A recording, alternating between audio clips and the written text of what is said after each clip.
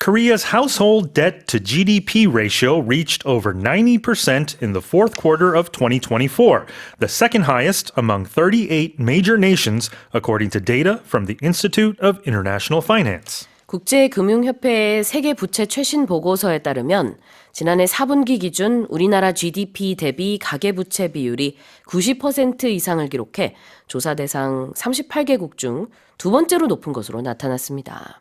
That's really high. Yeah, it is really high. So if we sort of describe what household debt to GDP ratio is first, it's basically a comparison of a household's financial obligations, like its debt, mortgages, credit card payments and things like that, compared to the nation's overall output, its GDP. Right. So the ratio right now is at 91.7% as of the end of last year, which compared to 38 other major nations, Korea ranks second. Yeah. And this is a list that you don't want to be high on. Canada, surprisingly, is over 100%. So there's more household debt compared to GDP. But Korea used to be at the top of the list for 4 consecutive years between 2020 and 2023. So basically, Korean households have a lot of debt on their hands. And this is, it could be bad because it may suggest that the obligations of people, they may not be able to pay back a lot of their debt. And it's a symbol possibly of financial instability in the country. Yeah, absolutely. Now, instead of saying house debt, we say household debt. Exactly, because a household is when you measure each house and its occupants regarded as one unit. But oftentimes household could also mean something that's common or very familiar, like a household name, right? Like 손흥민 is a household name in Korea. Everyone knows him. 그래요.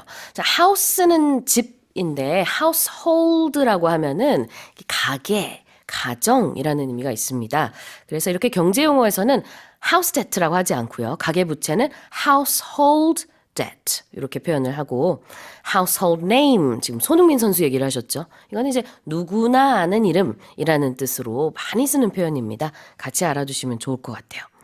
And what about major nations? Yeah, a major nation is generally a country that holds significant global influence, power, importance in various areas. It could be economics, politics, their military. And I think it's a little different from when you say advanced nation or advanced nation would mean more economic power, I think. But you can interchange major power with, say, global power or world power, perhaps. Yep. 38 major nations, 주요 국가들이 지금 언급이 되어 있네요. 다시 한번 읽어보겠습니다.